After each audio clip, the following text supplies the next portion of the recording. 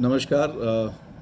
मैं अरुण शर्मा आज लक्सित wellness centre में बात करूंगा आयुर्वेद की और साइकोसोमेटिक प्रॉब्लम्स की। आयुर्वेद अपने समय से बहुत एडवांस रहा है और आयुर्वेद ने जिस ढंग से अपने आप को ऋषियों ने जिस तरह से उस साइंस को डेवलप किया है उसमें हमेशा संशोधन उसमें रिसर्चेज का बहुत गुंजाइश रही और आज जितनी भी प्रॉब्लम्स हम देखने को मिलती हैं तो ये दिखाई देता है कि एक्चुअली में उन वो प्रॉब्लम्स जो हैं वो नेचुरल वे में थ्रू आयुर्वेद ही ठीक की जा सकती हैं। नॉर्मली जो आज मॉडर्न साइंस है वो बहुत कारगर है viral bacterial acute problems accidental issues उसके लिए बहुत कारगर है। लेकिन जब हम बात करते हैं psychosomatic, psycho means mind and somatic, Soma over here is body, तो माइंड बॉडी कॉम्प्लेक्स, तो जब हम इसकी बात करते हैं तो यहाँ से बात आती है मेटाबॉलिक डिसऑर्डर्स की। मैंने अपनी पिछली वीडियोस में भी बात की है कि जो मेटाबॉलिक डिसऑर्डर्स हैं वो क्लस्टर ऑफ प्रॉब्लम्स होते हैं जिसमें नॉर्मली हमारा डाइजेस्टिव सिस्टम सबसे पहले इम्पेक्ट होता है। मोटापा, heart problems, diabetes, liver cirrhosis, ये सारी जो प्रॉब्लम्स होती हैं वो मेटाबॉलिक डिसऑर्डर्स होती हैं और नॉर्मली इनको आप डाइजेस्टिव सिस्टम के अराउंड के इश्यूज बोले जा सकते हैं। तो अगर हमारा एक बार डाइजेस्टिव सिस्टम कॉम्प्रोमाइज़ होता है, हमारे लिवर और हार्ट जब इम्पेक्ट हो जाते हैं तो तकरीबन सारी बॉडी के जो फंक्शनिंग है वो इम्पेक्ट हो जाती है और जो ज़रूरी रस और जो रसायन हमारी बॉडी में बनने होते हैं वो धीरे धीरे घटने लगते हैं और हमारी बॉडी डीजनरेटिव स्टेट में जाना शुरू हो जाता है। एजिंग फास्ट शुरू हो जाती है, बॉडी के अंदर इन्फर्मिटी बढ़ जाती है, वीकनेसेस बढ़ जाती हैं। लोगों को ये पता होता है कि ऐसा हो रहा है लेकिन उसके बावजूद भी वो इन चीज़ों को डिले करते रहते हैं, इग्नोर करते रहते हैं और अगर समस्या ज़्यादा बढ़ जाती है तो हॉस्पिटल में वेलनेस टेस्ट कराने के बाद कुछ दवाइयाँ लेके उनको और फर्दर डिले करते हैं। बस मैं ये कहूँगा कि ये जो इग्नोरेंस है और डिजीज़ को, रोगों को हम एक एक असेंशियल पार्ट ऑफ लाइफ समझ रहे हैं आज की डेट में। मैं ये कहूँगा कि डिजीज़ जो भी इंसान में पैदा हो रही हैं वो बॉडी के डिसऑर्डर्स हैं, बॉडी माइंड के डिसऑर्डर्स हैं। अगर हम बॉडी को ठीक नहीं करेंगे तो हम डिजीज़ को ठीक नहीं कर पाएंगे। और बॉडी को ठीक करने का जो आयुर्वेद में तरीका बताया है वो है ईज़, जो कि अभी अनईज़ है, यानी बॉडी के अंदर जो अनईज़ है उसको ईज़ पे कैसे लाएं। फूड जो हम खा रहे हैं वो क्या अनईज़ तो पैदा नहीं कर रहा?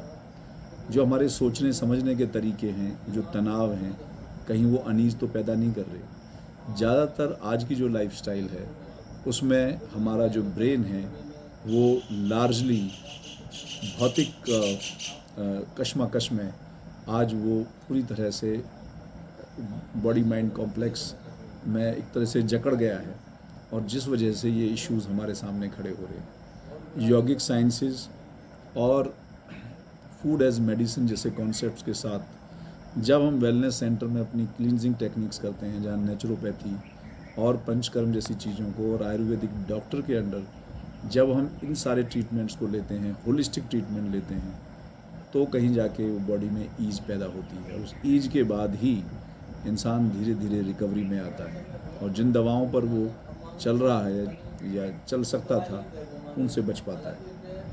तो ये बहुत इम्पॉर्टेंट है समझना कि आयुर्वेद एक सोच है, आयुर्वेद एक नेचुरल तरीका है, वो हेल्थ केयर का सबसे सशक्त तरीका है और कोई दूसरा माध्यम है नहीं। इसमें योग भी आता है, इसमें पंचगव्य भी आता है, इसमें पाक शास्त्र जिसे हम फूड एज मेडिसिन कह रहे हैं वो भी आता है। और इस तरह से हम देखते हैं कि ये एक कॉम्प्रीहेंसिव, एक कंप्लीट साइंस है। आज हमसे आयुर्वेद दूर है, इसी वजह से हम लोग बीमार हैं। वेलनेस सेंटर में आके आप ना केवल अपना चिकित्सा करें बल्कि नए नए जो तरीके हैं उनको सीखें और किस तरह से हम अपनी फैमिलीज़ को, अपने नियर एंड डियर वंस को किस तरह से हम ठीक रख सकते हैं, ये बिल्कुल संभव है। डायबिटीज़ जैसी बीमारियां 2 से 3 महीने में ठीक हो सकती हैं अगर इंसान ये जिद करे कि मुझे ठीक होना है, उस डिसिप्लिन को फॉलो करे और कुछ ही महीनों में वो देखेगा कि वो पूरी तरह से उससे मुक्त होता जा रहा है। ऐसे ही बहुत सारी बीमारियां हैं जिनसे लोग सफ़र कर रहे हैं, और वो सारी डिजेनरेटिव डिजीज़ हैं। एक बार अगर आपके मेटाबॉलिक डिसऑर्डर्स प्रॉपर हो गए, रिस्टोर हो गए, तो बाकी बीमारियां भी अपने आप ठीक होनी स्टार्ट हो जाएंगी। चीज़ों को थोड़ा सा गहराई से समझें तो आपको समझ में आएगा कि आयुर्वेद और वेलनेस आपको पूरी तरह से, आपके परिवार को, इस युग में जहाँ पर हर चीज़ पैकेज्ड है, जहाँ हर चीज़ एडल्ट्रेटेड है, जहाँ पर कोई भी चीज़ असली नहीं है, इस बीच भी हम अपने आप को कैसे स्वस्थ रख सकते हैं। तो किसी का कोई सवाल हो किसी भी तरह का, वो मुझसे ज़रूर पूछ सकते हैं। हमारा जो वेलनेस का जो तरीका है वो पूरी तरह से एविडेंस बेस्ड है, जहाँ हम लेबॉर्ट्री टेस्ट के माध्यम से, क्योंकि आज नाड़ी विज्ञान बहुत ज़्यादा अवेलेबल नहीं है, बहुत सारे वैद्य इसको प्रैक्टिस नहीं कर रहे हैं, तो आज हम लैब टेस्ट के माध्यम से, जिसको पेशेंट भी समझ सकता है, दूसरे डॉक्टर्स भी समझ सकते हैं, हम अपनी चिकित्सा को मॉनिटर कर सकते हैं, ऑब्ज़र्व कर सकते हैं और कंट्रोल कर सकते हैं, ताकि हम सही रिजल्ट्स सही टाइम पर जल्दी से जल्दी ले सकें। तो बस मैं कहूँगा कि हेल्थ बहुत कॉम्प्लिकेटेड विषय नहीं है, हेल्थ हमारे आउट ऑफ रीच नहीं है, पर इसके लिए हमें किसी दूसरे पे डिपेंडेंट होने की ज़रूरत नहीं है। हमें चाहिए तो एनवायरनमेंट, और उस एनवायरनमेंट का लाभ लेते हुए हम आपको अपने आप को कैसे ठीक रखें, बस वो हमें करना है, और इस पर एक्शन बहुत ज़रूरी है। जितना जल्दी आप स्टेप लेंगे उतना बेहतर है। अगेन याद रखिए, metabolic disorders, digestive issues, liver, heart issues, ये सब आज के आधुनिक साइकोसोमेटिक प्रॉब्लम्स हैं। मोटापा भी उसी के साथ जुड़ा हुआ है, और तुरंत इन चीज़ों पे कार्रवाई करें और अपने आप को नॉर्मल करें। कुछ ही दिनों में देखेंगे कि you are getting better and you are getting happy and you have very good balance and control on your life. So stay blessed, और इस वीडियो को सब्सक्राइब करना ज़रूर करें, और अपने दोस्तों को भी शेयर करें, क्योंकि जो वीडियोज़ हैं ये हमारे माइंडसेट को और हमारे जो चैलेंजेस हैं उनको काउंटर करने में बहुत मदद करते हैं। Thank you.